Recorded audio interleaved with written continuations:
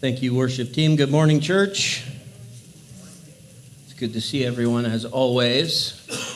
An exciting chapter of study on our plate today. I call this Antichrist's prophetic profile, Revelation chapter 13, verses 1 through 10, which I am very doubtful that we will get to completely cover in just this one setting. I think we're going to need to turn this into a two-part message, but supposing that we would get through those first 10 verses, it's all about the Antichrist. Now, the last 2 weeks, in Revelation chapter 12, Satan was our topic. And what that chapter did for us was it built for us a character profile of Satan. And the purpose of that was really to show us Satan's involvement in the second half of the tribulation. But in order to do that, it had to give us Satan's full backstory. And let's face it, he has a lot of history. He has a lot of baggage. So we needed to go all the way back to the beginning to study a profile of Satan and learn about anti-Semitism, where it comes from, what it looks like, and how that's going to factor into the tribulation. And now this week, we shift from the topic of Satan, and our topic today is now chapter 13, the Antichrist. We may spend 2 weeks on the Antichrist, this week and next week. When we get to verse 11, we're gonna speak of the false prophet. So that's 3, 4, that's a total of 5 weeks spent with our focus on Satan, the Antichrist, and the false prophet. I feel like it's a good idea for me to remind you right now, we are a Christ-centered church. And that's usually our topic. That's usually our focus, but here we are, going chapter by chapter, verse by verse through the Bible, and this is the subject matter before us. And it's no harm to us to study it. It's good for us because ultimately what it's going to do is glorify Christ.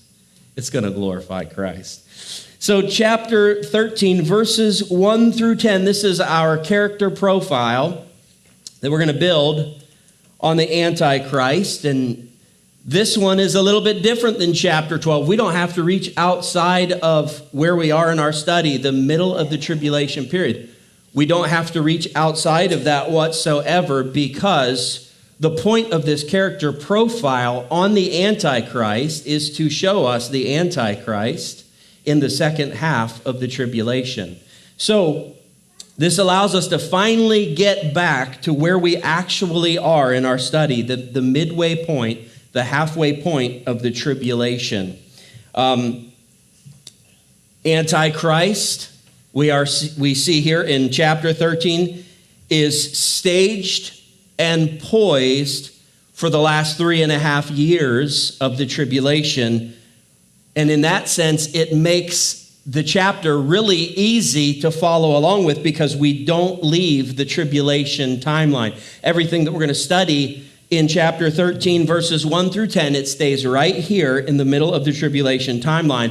But I assure you, that is the only thing that is easy about studying this section of scriptures. Apart from that, it is without a doubt one of the more difficult chapters of the Bible. And there's a reason for that. You just can't pick up your Bible for the first time, flip to Revelation 13, read it, and expect to do anything with it. Not a chance. No, in order to understand Revelation 13, you really have to have a very solid grasp on all of the Bible, all of the Word of God, especially the book of Daniel. I'm going to tell you right up front, you can't really understand the complete profile of the Antichrist until you have studied the prophecies of Daniel. And that's tough for us because I can't throw that into our study. I can't make this a harmony of the book of Daniel and Revelation chapter 13, verses 1 through 10. You know, I have a tough enough time staying in one book and getting that covered adequately. That's 2 books to study at the same time. That's just not going to work for us. So what I'm going to have to do here is help you out if you don't have a very solid grasp on all of the end-time prophecies of the Bible. If you're not familiar with the book of Daniel, maybe you didn't even know it was in there. Is that really in there? Yeah, there it is. I never noticed that. Well, if that's you, I'm going to help you out as much as I can and try to make that a non-issue by plugging in any verses that we need when we need them. But I'm going to have to move through this quick. So I can't do like I normally do. I can't flip to those verses and read them to you. What I'm going to do is I'm going to hit them fast. I'm going to summarize them. I'm going to give you those references so that you'll have them for future slower study. And then when you get time to come back to this, and I do think you'll need to, you can sit down with a Word document open on your computer, or a notepad on your desk. You can write down these scriptures, pause the recording, because you all know we post all of our teachings, audio and video, online, right? And you can go back to them anytime. Bring that up as many times as you need to. Pause the video, pause the audio, write down the verse, flip to it, follow along. And if you'll do that enough, it is eventually, I guarantee you, going to click and you're going to understand it. You may be utterly and totally lost today. I may be too, to be honest. It's a lot to try to get in, and I am actually doing nothing but wasting our time right now. So we need to get moving. I'm going to give you the necessary passages for future reference that you can look at carefully. Let's waste no more time. Let's start building Antichrist's prophetic profile. Verse 1, let's read. Then I, the Apostle John, stood on the sand of the sea, and I saw a beast rising up out of the sea, having 7 heads and 10 horns, and on his horns 10 crowns, and on his heads a blasphemous name. John said something extremely similar to this in Revelation chapter 12, verse 3, which means that 2 weeks ago, we studied what John had to say there. There are differences between chapter 12, verse 3 and chapter 13, verse 1. I'll begin with the most obvious difference. The most obvious difference is that in Revelation chapter 12, verse 3, when John gives us all of these descriptors, he is giving us these descriptors and he's attributing them to the dragon. And then he told us 6 verses later that the dragon is Satan. So much of these same descriptors are given in chapter 12, verse 3, but they're about Satan. And now we just read in verse 1 of chapter 13, very similar. They're slightly different, but very similar descriptors, but this time they are attributed to the beast. Now, 2 weeks ago, I told you, and hopefully you remember, that anytime you read about the beast in the book of Revelation, that is speaking about the Antichrist with one exception, and that exception is found in this very chapter, chapter 13, verse 11, and that it speaks of another beast, and that other beast, as I shared with you, is the false prophet. We'll talk about him in a few weeks. So put that aside for now. But verse 1 of Revelation chapter 13 shows us the rise of the beast. I considered calling this sermon title Antichrist Rising. Oh, I had so many good titles, but unfortunately I had to settle on one. Verse 1 is the rise of the beast. It is the rise of the Antichrist. Now, to be transparent, this is not his first rodeo. This is not where we first see him. This is not where he first shows up. He has been around for the first 3.5 years of the tribulation, without a doubt. We met him in Revelation chapter 6, verse 2, at the unleashing or opening of the first seal judgment. So he has been in power.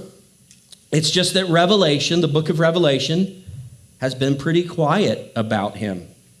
Until this chapter, that is. And then in this chapter now, because there is a notable shift in the life and the political career of Antichrist, Now we get to see a whole lot more about him. In fact, much of the last half of the tribulation, the final 3.5 years, all centers around this character. In the first 3.5 years, during his relative silence as far as the book of Revelation is concerned, he is seen as the peacemaker and the problem solver. But now, after this shift, right at the halfway point of the tribulation, he will from here on out become the problem maker and the peace taker. He's no longer making peace and solving problems. He's taking peace and he's causing problems. He's the root of all of it. And if he wasn't already in power at this point, which I have good reason, scriptural reason to believe that he is in power in some form, but if he wasn't already in power at this point, what we see in verse 1 is his rise to power. This is his assumption of global authority. This is his moment of global domination. For sure, you'll see in this little section, verses 1 through 10, this is the moment that he wins for good the hearts of his followers. This is where he seals the deal. This is where the whole world unites, well, with the exception of those whose names are written in the book, which we'll see in this section.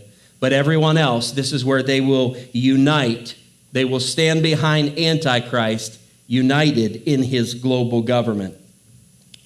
So verse 1 then has given us the where and the how of Antichrist's rise to total power.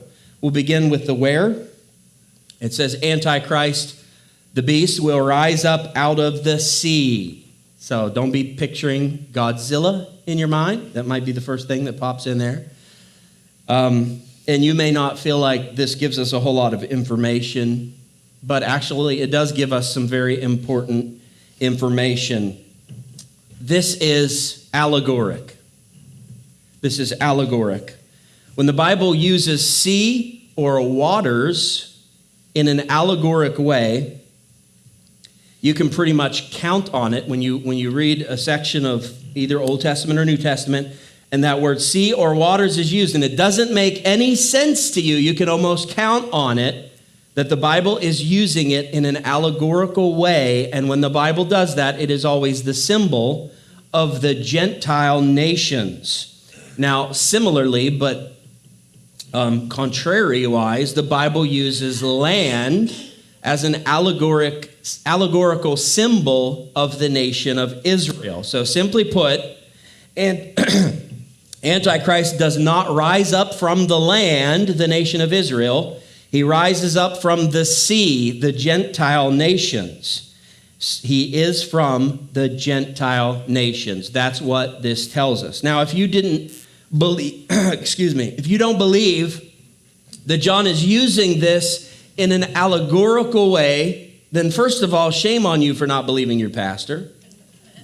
Second of all, I forgive you, but I want to show you that that is in fact what John is doing, because he tells us in Revelation 17, verse 15, where he's talking about this same thing. He's talking about where the beast and the whore of Babylon comes from. And John says this in chapter 17, verse 15, the waters which you saw, from which the beast and the whore of Babylon rose, the waters which you saw are peoples, multitudes, nations, and tongues. That's something that can only be said of the Gentile nation. So John is certainly using this allegorically, and allegorically in the Bible, it's always a reference to the Gentile nations. Okay, great. Arlyn, you solved our first problem. So he's a Gentile, right?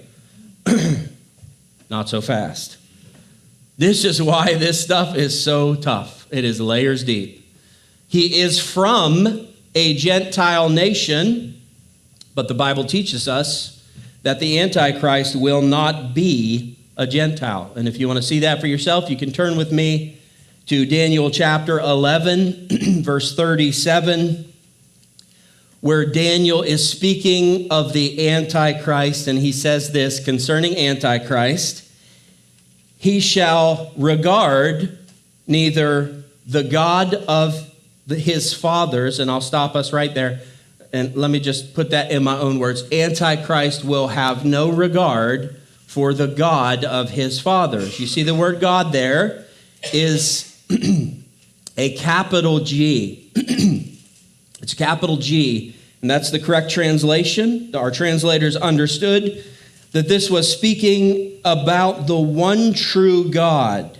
Now, when you read this word fathers in this verse, it is speaking of Jewish ancestry. Now, you have to try to track with me as best you can because I can't show you 1,000 scriptures in one message.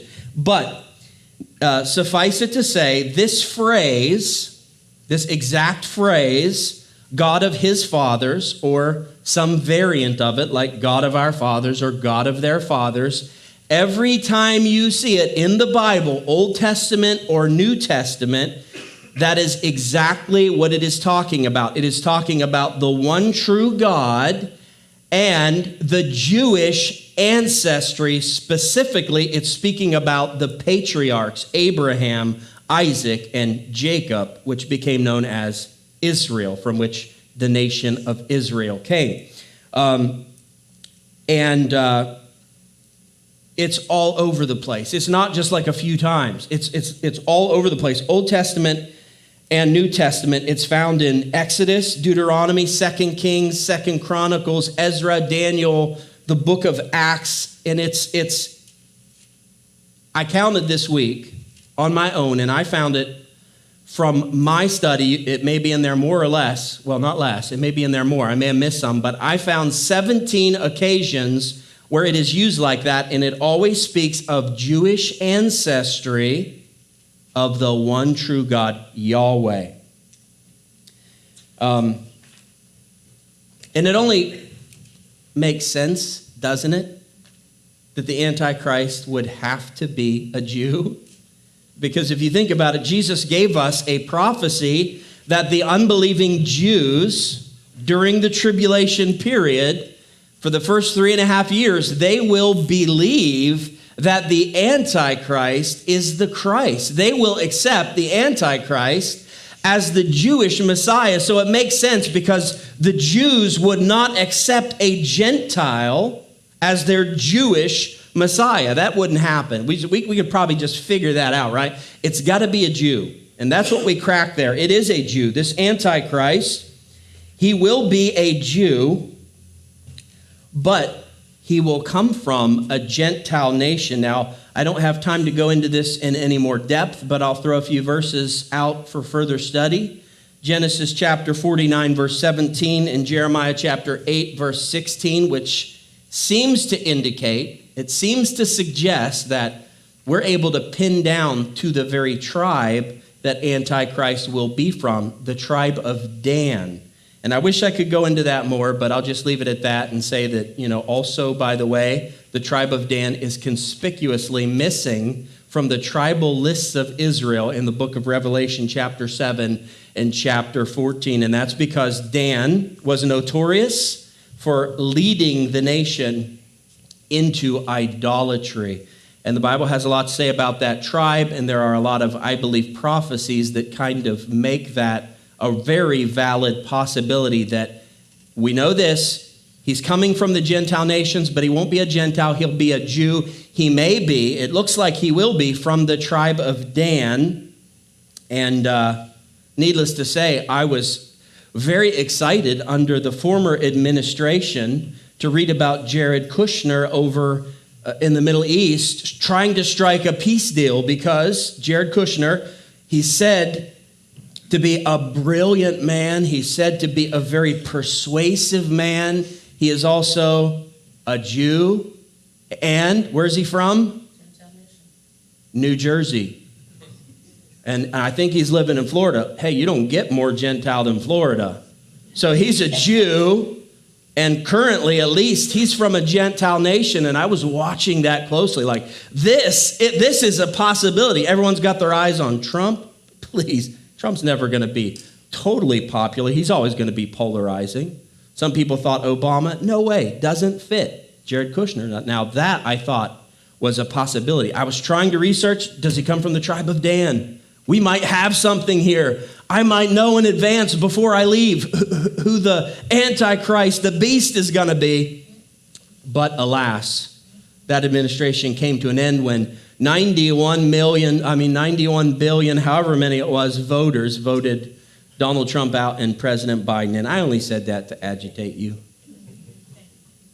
I think there's a lot of question about how many votes he really got. But nonetheless, I kind of gave that up. But if you see that situation again, if something would happen that the crazy Republicans would want to deal with that mess again, all that division, and vote Trump back in 2024, and Trump brings Jared Kushner back in, now I'm going to be watching very closely again. Just make sure you don't tell Jared Kushner that I said these things. He would probably sue me for slander, and he'd have a good reason to.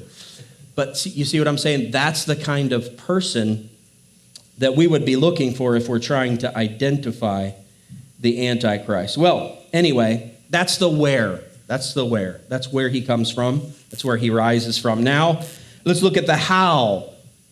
How does he rise to power? That would be through, and we're still in verse 1 here, the 7 heads, the 10 horns, and the 10 crowns.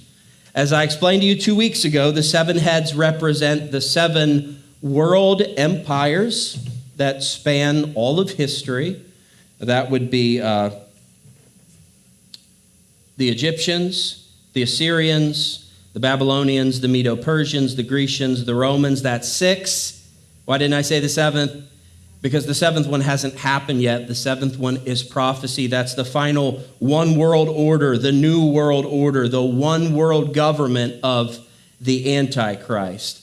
And that wasn't just speculation. We have that directly from the book of Daniel. And also, if you wanted to, you could jot down Revelation chapter 17, verse 10. It tells us that's what the 7 heads are. They're those 7 global governments throughout world history. But the 10 horns and 10 crowns, this is where chapter 13 differs from chapter 12. Remember back in chapter 12, for Satan's profile, in Revelation chapter 12, verse 3, we were told that this dragon, Satan, had 7 heads, and he had 7 crowns on those 7 heads. But for Antichrist, here in verse 1, it's different. He doesn't have 7 crowns on 7 heads. He has 10 crowns on 10 horns. Oh, I'm about to just confuse the daylights out of you. Why is that? Why is that different? Well, first of all, it is showing us the distinction between Satan and the Antichrist. As far as Satan is concerned, once this is all said and done, when we come to the end of it and get the full truth of it, here's what we're going to find out. Satan was the ruler over all 7 of those global empires throughout history, every one of them. It was Satan at the helm. It was Satan under the surface, pulling the strings and making the moves.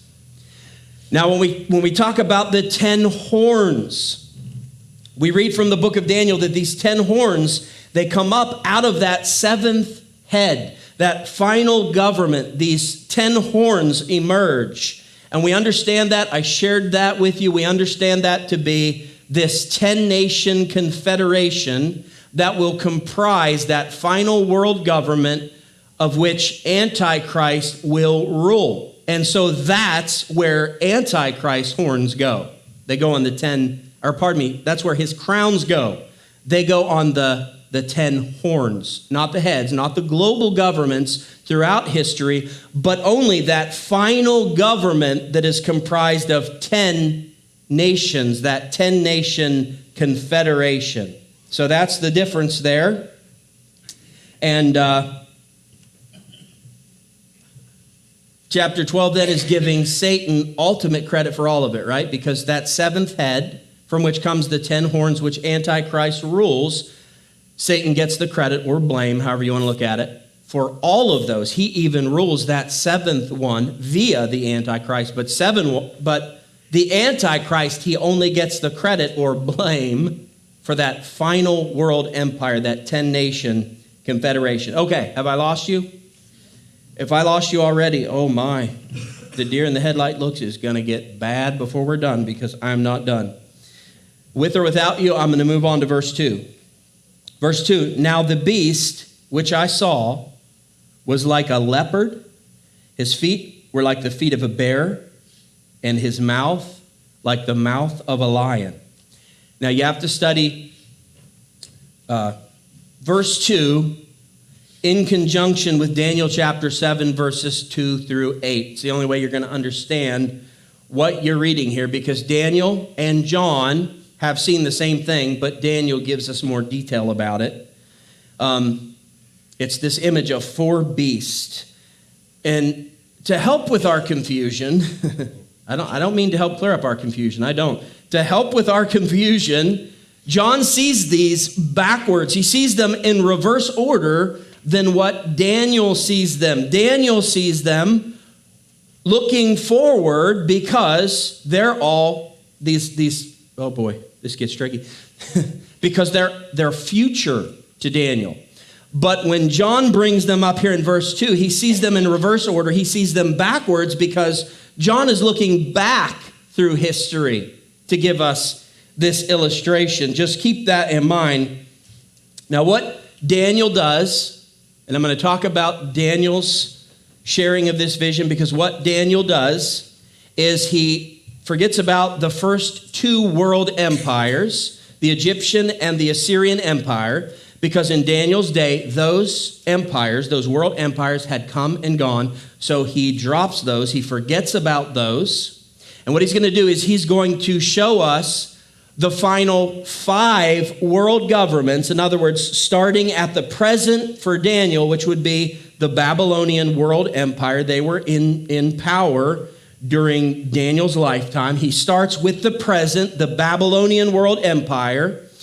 And now he's going to look at those final 5 world empires, and he's going to give us, the Lord actually gives this vision, but it's these 4 beasts, these 4 animals that represent these final 5 kingdoms. Yes, he explains those final 5 kingdoms, those final 5 world empires with 4 beasts.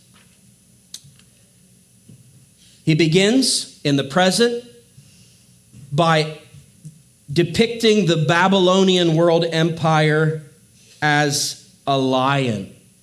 And it is depicted as a lion because of its insatiable appetite to devour. Then Daniel gives us, that was the 3rd world empire.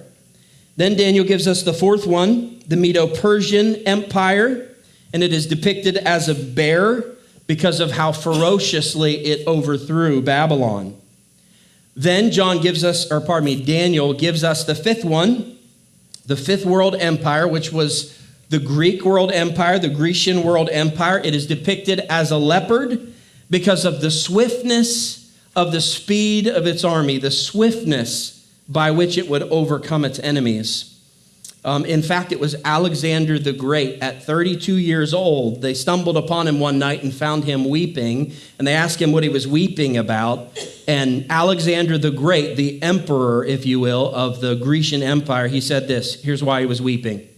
I've conquered the world already at 32, and there's no more worlds to conquer. Woe is me. No more nations to destroy. What am I going to do with my life? So it happened quickly. That's why it is given the imagery of the leopard. And then finally, there's the 6th one, the 6th world empire, which was the Roman world empire. They conquered the Greeks. And Daniel doesn't even have an animal to represent this one. He can't even come up with anything that he's seen in nature. All he can do is just say it's a monstrous, tenacious, ferocious, hideous beast. And the weird thing that happens here is, knowing that that's speaking about the Roman Empire, he doesn't just stop with that. He takes this 4th beast, which represents this 6th global empire, and what he shows us from that imagery is that from that fourth and final beast, from that sixth world empire, was going to sprout up these horns. It was going to sprout up these 10 horns. And those are the 10 horns that we're reading about in verse 1. And what it's showing us, of course, is that final global empire, that final world order. It doesn't get its own separate beast. It doesn't get its own separate category. Why? Because it comes out of the fourth beast. What was the fourth beast? The Roman Empire. That's why you've probably heard this before. They'll tell you that Antichrist kingdom, what it'll be, is a 10 Nation Confederation that is simply a revived Roman Empire. Let me put that into modern terminology for you. That would be a 10 nation strong European Union from which Antichrist will rule the world. Did you catch the words European Union? Okay, if you caught that, you know that the framework is already in place for this. The European Union already exists. And did you know that when it was first formed, it was formed with its initial members of this alliance, this European Union? Do you know how many there were? There were 10. They called themselves the Big Ten. I think that's also an NCAA tournament. But they called themselves the Big Ten. It began with a 10 Nation Confederation. And, you know, us Bible prophecy buffs, well, if I was alive and studying the Bible at that time, I would have done this too. But Bible prophecy buffs at the time were licking their chops and saying, this is amazing. It's not so much that Rome comes back in name. It's just that from the ashes of the Roman Empire, from that European region will come this final global empire that's going to bring about the end of all earthly kingdoms. And it's going to come from a revived Roman Empire. It's going to be a European Union. And they thought it's just perfect. Look how it fits the prophecy. 10 nations in the European Union. And then, oh man, people started joining it. Nations started joining it and they wrecked it. As of today, I believe there are 27 nations in the European Union. What does that mean? Is Bible prophecy wrong? No, it means this. Be watching for lots of movement in the European Union. Be watching for things like Brexit. Be watching for nations that are separate and then fold into one, and then expand. Be watching for movement. And in that sense, that is how Russia's invasion of Ukraine is prophetically significant. Apart from that, it would really have no prophetic significance, because you're not going to find a prophecy in the Bible that speaks about Russia invading Ukraine. It has nothing to do with the Ezekiel 38 and 39 prophecies. So apart from that, you just have to ignore it. But of course, because of that, it's significant, because what we're seeing is the final positioning of all of the global governments, all of the governments across the globe, that final positioning, so that the framework can be set for Antichrist to step in and take the reins of the European Union, of NATO, and use that as his framework with which he will dominate the world and rule the world. Reading on in verse 2, the dragon gave him his power, his throne, and great authority. And that explains why the dragon and the beast, Satan and the Antichrist, both have these very similar descriptors like we saw in Revelation 12:3. Revelation 13, verse 1. It's because they're in this together. Yes, on the surface, it's going to be Antichrist ruling this final world empire, but under the surface, we know who it is. It is Satan at the helm. So, verse 3. And I saw one of his heads as if it had been mortally wounded, and his deadly wound was healed. and all the world marveled and followed the beast. Now, if we didn't have history behind us, we wouldn't know which one of these heads is wounded. Okay, we wouldn't know which one this is.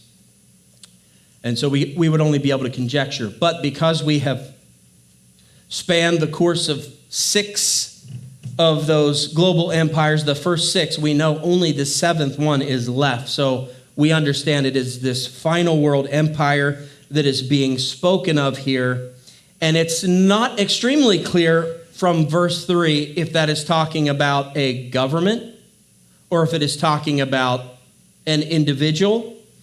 But as we read other prophecies from the book of Daniel, from Revelation chapter 17, we're going to see very clearly this is a reference to Antichrist being mortally wounded. And that's the extent of it in verse 3. It just says, verse 3, he is mortally wounded, and then that wound was healed. And this brings us to a very necessary aspect of this final 3.5 years of tribulation. And that would be that it takes more than just position or force for a wicked man to rule over a nation, let alone the entire world. It takes more than that. It takes this. It takes deception. And that's what we are beginning to study in verse 3. This is the great deception. Why did people follow Hitler? It's because they were deceived. If you listen to Hitler's speeches, you'd think, that guy's pretty solid. I mean, he's got a good plan. He's a good speaker. He's very motivational, very charismatic. And the things he says, they make total sense. This is a little excerpt from one of his speeches in 1932. These are the words of Hitler. He said, "Our streets are in turmoil. Our universities are filled with rebellious students. Communism is seeking to destroy our country. Our republic is in danger from within and from without. We need law and order, without which we will not survive." That's good stuff. But that was just the recruitment package for Hitler. That wasn't Hitler's ultimate aim, and you know that. These were things that got him into power. These were campaign promises, and it took that deception to put Hitler where he needed to be to do the things that he wanted to do. Why do the Russians follow Vladimir Putin today? I shared this on Facebook this week, just a few days ago, actually. It's because of deception. Russia controls the news. It's state-controlled news. And Russian news, they are painting, I almost said Hitler, they are painting Putin and Russia in a favorable light. If you watch Russian TV, here's what you're going to believe. You're going to believe that Ukraine is the transgressor and the aggressor, and you're going to believe that Russia and Putin are the defenders and saviors of a free society. That's what you're going to believe. You're going to believe that because what you're going to see on the news is Russian soldiers and Russian equipment getting blown up by the Ukrainians. You're not going to see the other stuff. You're not going to see the Russian missiles deliberately aimed for civilian targets to take civilian lives. You're going to see one side of it, the side you need to see in order to be deceived and get behind the cause. That's how every one of these wicked emperors and rulers came to power and controlled their people and got that down so pat that they were able to affect their desires through that rule. It's through deception, propaganda, fake news. In a similar way, this verse 3 event provides just that for Antichrist. It helps him to seal the deal on his acceptance and fame. This is where the people really, truly get behind Antichrist. And again, it marks a major turning point in Antichrist's person and his political career. Now, verse 3 describes that event as being merely a mortal wound. It's a deadly wound. But it doesn't say that he died. It says he was healed.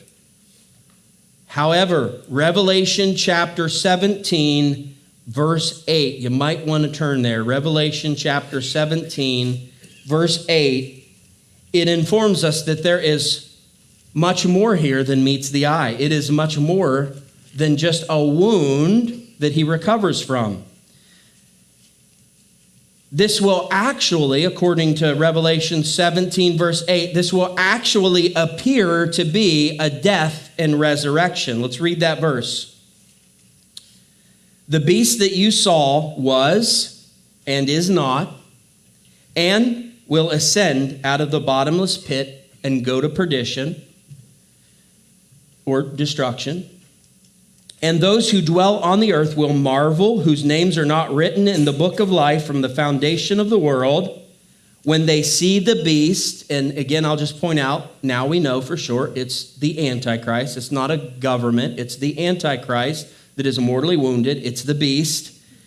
When they see the beast that was, which means he was alive and is not. Now, be careful. This is a truth. At this point, the Antichrist no longer is. He is not. It doesn't say he was not. It doesn't say he was and then was not and now is. No, it says he was not and is not. That's a truth. He's no longer alive at this point, and yet he is. And we'll finish that up next week. No, I can't leave you this confused. So, church, you got to dial into this. You got to make sure you hear this. How does that happen? How does one who is alive die and then be both dead and alive at the same time? How does that happen? Here's how. This is exactly how it happens. A person's spirit can leave their body before their body is clinically and physically dead. Did you know that? I'm sure you did, right? You hear all these reports all the time about people who died and went outside their body, and some of them come back in. Well, I guess all of them did, or else we wouldn't know about it. They're outside of their body. Some go to heaven, some go to hell. Some just kind of float around and watch the doctors operate. But eventually, those spirits come back into their bodies. For a while, that person is dead because their spirit left their body. That spirit has moved on to an eternal state.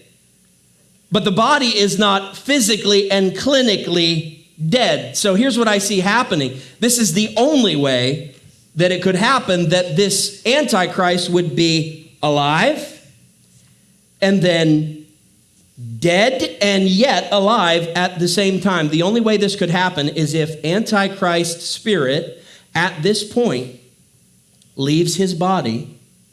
His body remains alive, not clinically or physically dead, and then Satan seizes that opportunity to inhabit that living body of Antichrist. Does the scripture support that? We just read it, Revelation chapter 17, verse 8. The beast that you saw he was alive, and is not, he's no longer alive, but he also will ascend out of the bottomless pit. Do you see what happened? The great switcheroo. What happened here, what is being explained to us in Revelation chapter 17, verse 8, is Antichrist dying, his spirit leaving his body, but it's not a real death. His body is still alive. And so at this time, the dragon, the Satan himself, ascends from the pit and inhabits his body. And at this point, it is no longer the spirit of the Antichrist dwelling in his body for the final 3.5 years of the tribulation. It is Satan in the flesh. It is Satan with a body. He's the Antichrist. He's the counterfeit to the Christ, right? What was the Christ? The Christ was God in the flesh.